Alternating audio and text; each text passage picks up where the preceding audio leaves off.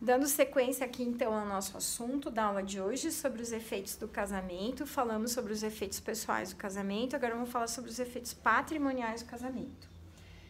Bom, gente, os efeitos patrimoniais decorrem dos regimes de bens. Os regimes de bens ou decorre da convenção entre as partes, né, por força de vontade, acordo das partes, ou por força de lei.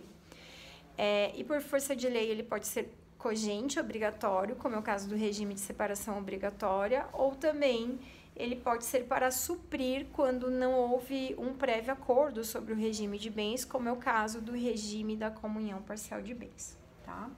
Nós temos alguns princípios que regem os efeitos patrimoniais do casamento.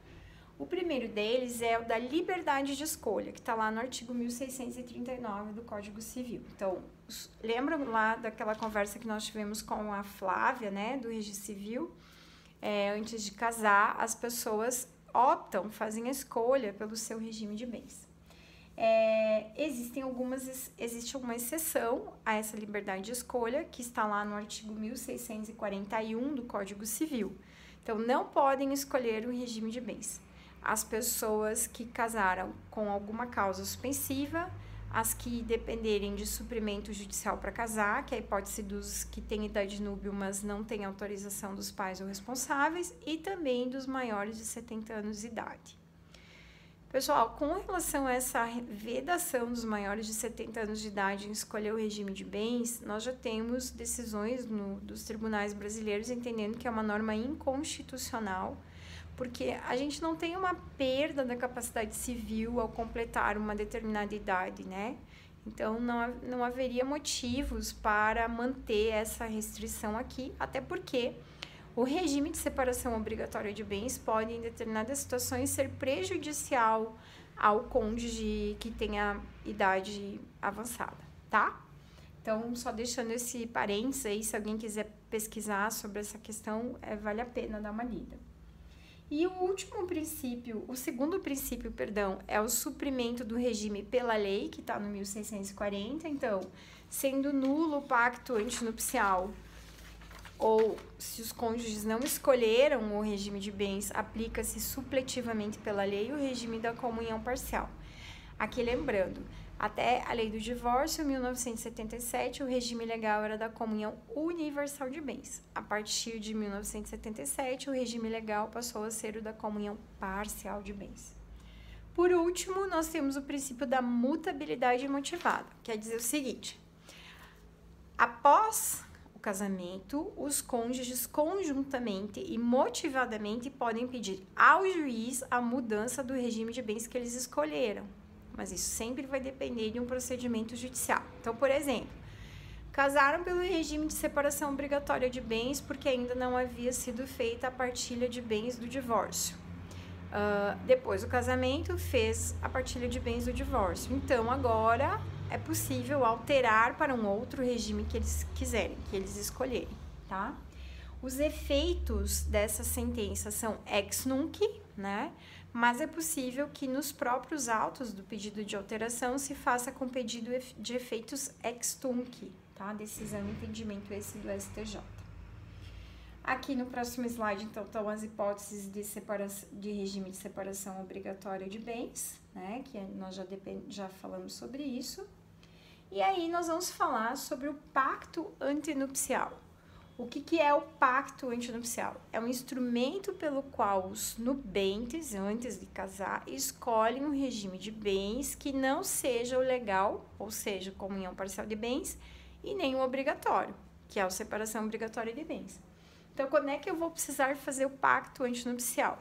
Quando eu escolher o regime de comunhão universal de bens, separação absoluta de bens ou comunhão universal de bens.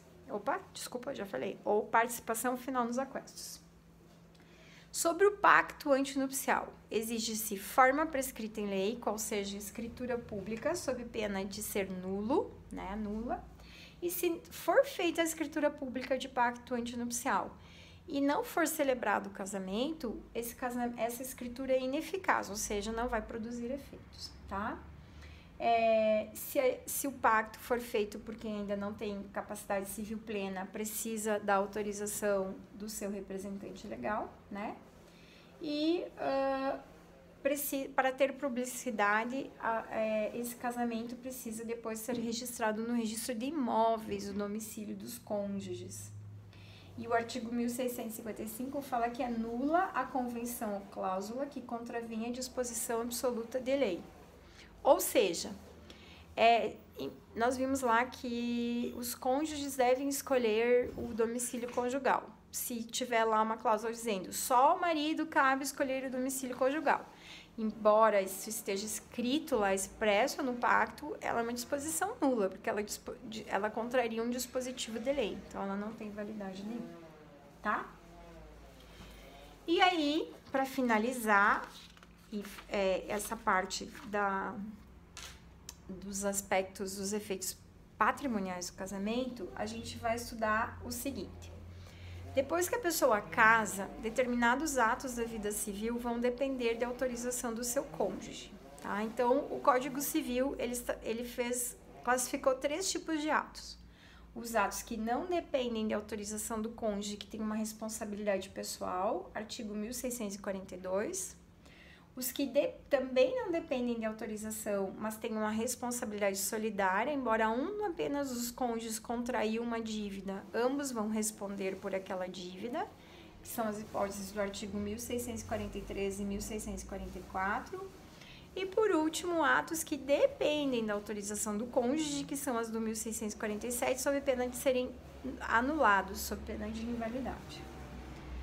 Vamos começar pelos que independem de autorização e que têm responsabilidade pessoal. Então, lá no 1642 fala que podem praticar todos os atos de disposição ao desempenho de sua profissão, exceto vender bens imóveis, né? Administrar os bens próprios e praticar todos os atos que não forem vedados expressamente. Então, vocês imaginem, né? Eu casada, advogo. Se para cada contrato de honorários que eu fizesse, eu precisasse da autorização do meu marido, isso inviabilizaria o exercício da minha profissão. Então, eu não preciso da autorização do meu marido, mas se um dia eu responder algum processo indenizatório por conta dessa atividade, o meu marido também não responde por isso, muito menos os bens dele, tá? A responsabilidade de tudo isso é minha. Já no artigo 1643 e 1644, também são atos que não dependem de autorização do outro, mas a responsabilidade é de ambos. Por quê? Porque são atos para despesas da própria família. Então, moradia, educação, sustento dos filhos. Então, isso quer dizer o seguinte: embora foi a esposa que foi lá no mercado fazer a compra e venda das compras do rancho, né, das compras do mês, o dono do supermercado pode exigir o pagamento tanto do marido quanto da mulher. E por último, o 1647 são atos que dependem da autorização do outro cônjuge, com exceção de um regime, que é o regime de separação absoluta de bens. Então, para a pessoa casada, exceto se fosse pelo regime de separação total de bens, para vender qualquer bem imóvel, precisa da anuência do outro cônjuge. Por que isso? Mesmo que aquele cônjuge não seja dono, não seja proprietário daquele bem. Por quê? Porque, na verdade, o legislador colocou essa restrição, provavelmente até para resguardar o direito à moradia, né?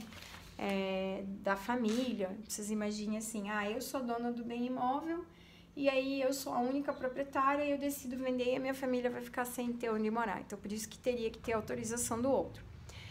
Professora, mas se o cônjuge que não é proprietário não autorizar, não der a chamada outorga conjugal, outorga uxória, outorga marital.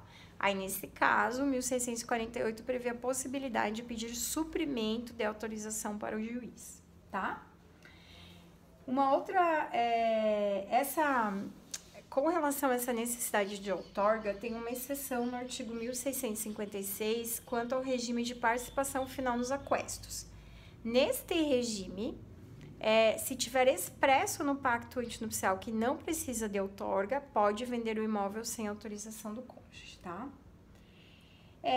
Também o artigo 1647, inciso 3, fala que é preciso autorização do cônjuge para prestar fiança ou aval.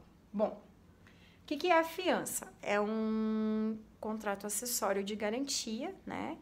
Geralmente, ele é comumente usado em contratos de locação. Então contrato de locação com fiança, né? Quando o fiador responde pelo pagamento das dívidas decorrentes daquele contrato. Se o fiador for pessoa casada e o cônjuge dessa pessoa não autorizou não deu a sua autorização, não deu a sua anuência, a sua outorga para essa fiança é ineficaz, ou seja, não vai produzir efeitos. O credor não vai poder exigir o pagamento do fiador. Súmula 332 do STJ. A fiança prestada sem autorização de um dos cônjuges implica a ineficácia total da garantia. Agora, atenção. Embora o 1647 fala que para o aval também precisa da outorga conjugal, não precisa, tá? O que acontece aqui? O que é o aval? O aval é uma garantia prestada em título de crédito. Então, a prof colocou ali no slide um exemplo de um cheque, né? Quando a gente tem um endosso, né? Como o cheque é um título ao portador, se eu recebesse um cheque, eu repassaria um terceiro e ele pediria o meu endosso, né? Esse é o aval, eu estou garantindo o pagamento do cheque, tá?